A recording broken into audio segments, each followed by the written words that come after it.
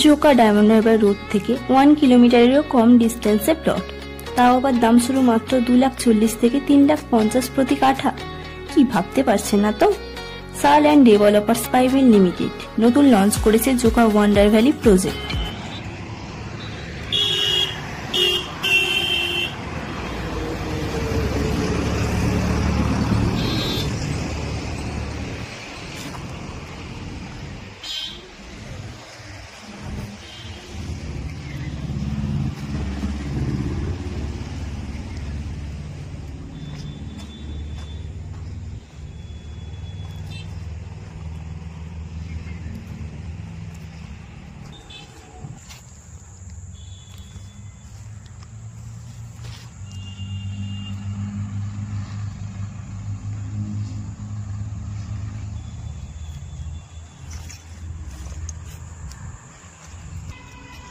এছাড়াও next valley প্রজেক্টে same developers দিচ্ছে মাত্র 1.5 লাখ টাকা থেকে শুরু প্লটেরও সুবিধা।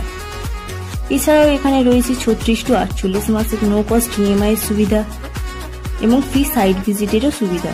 তাই আসুন এবং যোগাযোগ করুন আমাদের সাথে ইমিডিয়েট বুকিং এর জন্য। এবং আমাদের ভিডিওটি ভালো লেগে থাকলে লাইক, কমেন্ট এবং সাবস্ক্রাইব করে পাশে থাকবেন। ধন্যবাদ।